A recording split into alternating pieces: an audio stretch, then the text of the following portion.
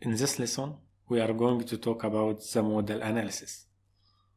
All structure behaves dynamically when subjected to load or displacement.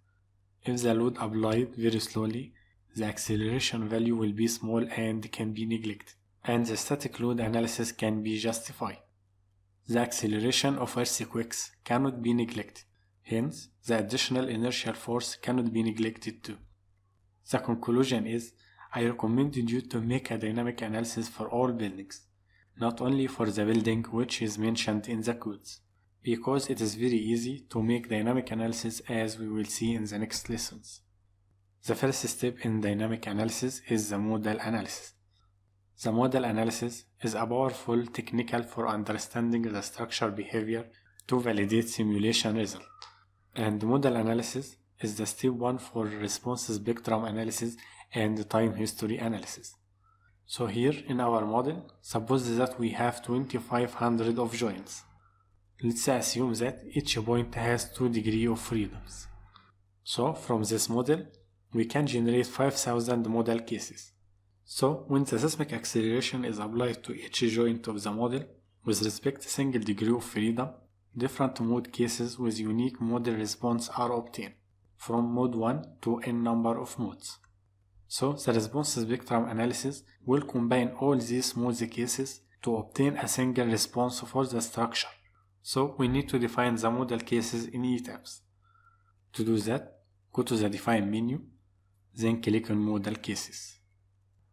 Here, as you can see, we have a previous model case, so I am going to modify it by clicking Modify Case. Here we have 2 types. I recommended you to use rates. Here is the B delta, which we have defined before. Now, in the load applied for, as the earthquake doesn't cause a direct force on the building, it causes acceleration. So I'm going to add 3 loads, and I will change their type to acceleration.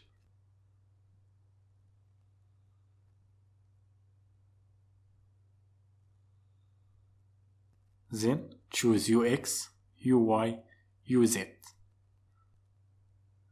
For the target ratio, we need at least 90% of model participating mass ratio. So change all of this value to 90%.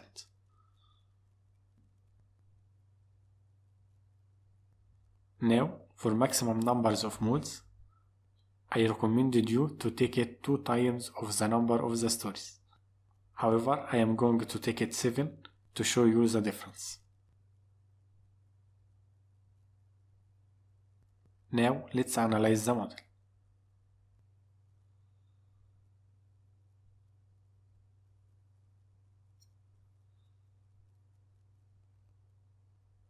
The analysis of the model is completed, and after the analysis, we need to check that whether the number of modes which we considered is sufficient or not.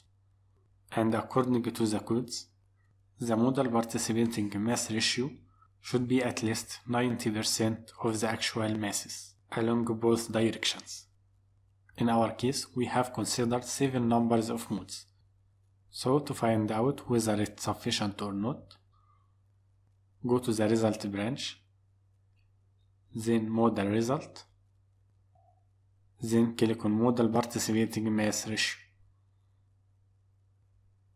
As a result of that, a new table has opened up and showing the model participating mass ratio.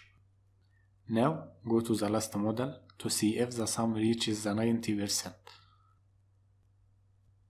So along the X and the Y direction, the sum of the 7 modes is 84%. So we have to increase the number of modes. So to do that, let's unlock the model. Now go to the Define menu, then select Model Cases. Here click Modify. Under the maximum number of modes, take it to multiply by 19. Now let's analyze the model again. The analysis of the model is completed. So go to the model participating mass ratio again.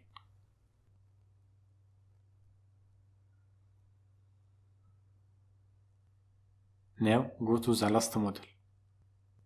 As you can see, the model mass sum has reached more than 90% along all directions, which means that the 48 numbers of modes is adequate for considering the dynamic analysis. Also, if you want to see the model shapes, click F7 from your keywords. Now in this form, click on Mode option, then select the first mode, then click Apply. Now click on Start Animation Bot. As a result of that, you can see the first mode shape. By this way, if you want, you can see any mode you want by changing the mode number. Now it is the end of our lesson. In the next lesson, we are going to learn how to define the response spectrum.